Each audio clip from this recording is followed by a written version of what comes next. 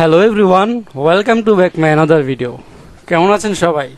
তো আশা করি সকলে আলহামদুলিল্লাহ ভালো আছেন। তো আজকের টিউটোরিয়ালে আমরা শিখব স্ক্রিনে যেই লোগোটি দেখতে পাচ্ছি অর্থাৎ লেটারমার্ক লোগো ডিজাইন, এটি আমি কীভাবে ডিজাইন করেছি। তো এটি আজকে ডিজাইন করে আপনাদেরকে দেখাবো।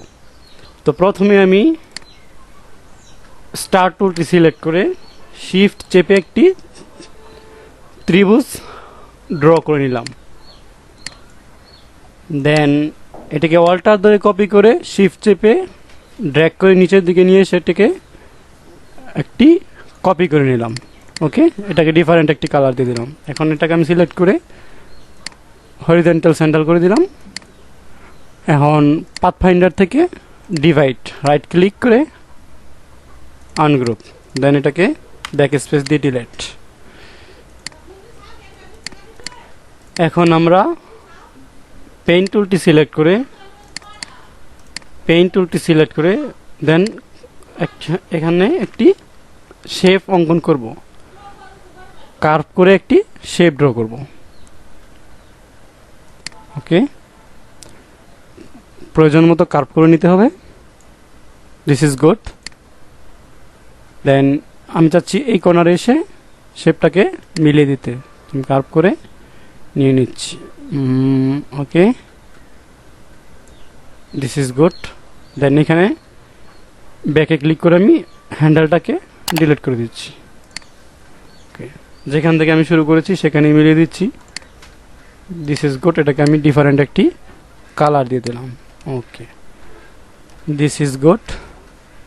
এখন এটাকে আমি ধরে অল্টার ধরে আরেকটি কপি করে নিলাম। এখন এটাকে আমি অল্টার ধরে ব্যাক স্পেস। এখন এটাকে আমি ধরে অল্টার এবং শিফট চেপে একটি কপি করে নিলাম। ডিফারেন্ট একটি কালার দিয়ে দিলাম যাতে সহজেই বুঝতে পারি। একটু রোটেট করে নিচ্ছি। ওকে, দিস ইজ গুড। এখন ব্যাকে যে শেপটি আছে এটাকে আমি রাইট ক্লিক করে অ্যারেঞ্জ থেকে ব্রিং টু ফ্রন্ট করে দিলাম। আমি এটাকে এখন অফসেট পাথ বাড়াবো। তো অফসেট পাথ বাড়ানোর জন্য এটাকে সিলেক্ট থাকা অবস্থায় অবজেক্ট থেকে path, then offset path, control Z, offset থেকে পাথ, অফসেট পাথ। ওকে, আমি আর একটু কমিয়ে নিচ্ছি। যতটুকু নিলে দেখতে সুন্দর লাগে আমি ততটুকু নিয়ে নিচ্ছি। ওকে, দিস ইজ গুড।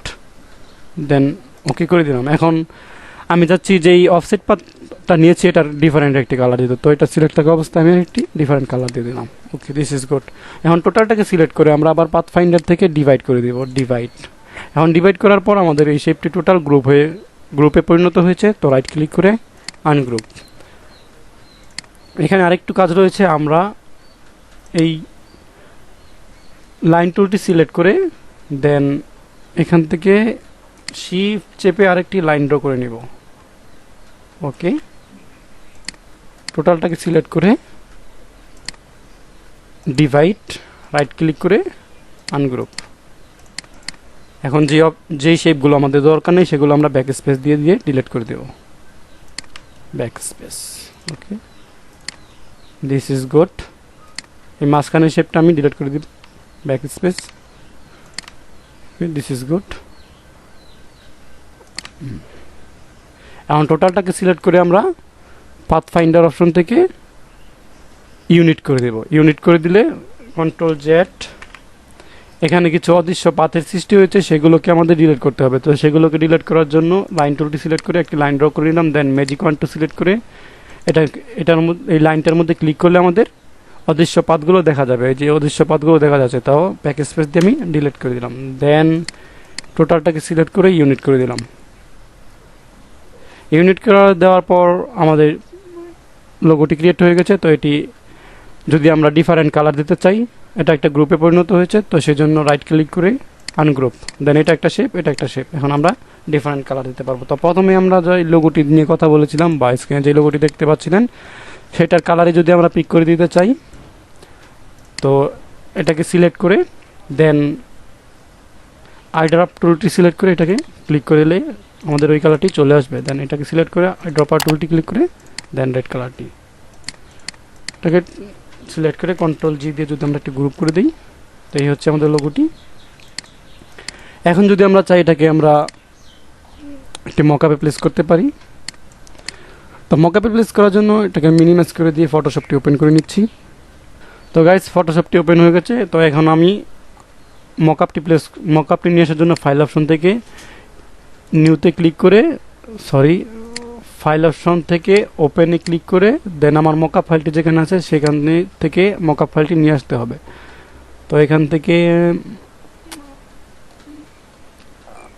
আমি এই মকআপটি ওপেন করলাম। দেন আমার লোগোটি যেখানে সেট আপ করতে হবে সেই ফাইলটি ওপেন করে ইলাস্ট্রেটর থেকে লোগোটিকে ড্র্যাগ করে ফটোশপে নিয়ে এসে এখানে ছেড়ে দিতে হবে। দেন প্রয়োজন মতো বড় করে নিচ্ছি। ওকে, দিস ইজ গুড। এন্টার। দেন পূর্ববর্তী লোগোটিকে আমি ব্যাকস্পেস দিয়ে ডিলিট, এটাকে কন্ট্রোল এস দিয়ে সেভ। তো এটাকে আমরা সেভ করার জন্য ফাইল অপশন থেকে সেভ এস অথবা এক্সপোর্ট থেকে এক্সপোর্ট এস পিএনজি অথবা জেপিজি সিলেক্ট করে দেন এক্সপোর্টে ক্লিক, দেন এক্সপোর্ট ক্লিক। ওকে, আমাদের ফাইলটি সেভ হয়ে গেছে।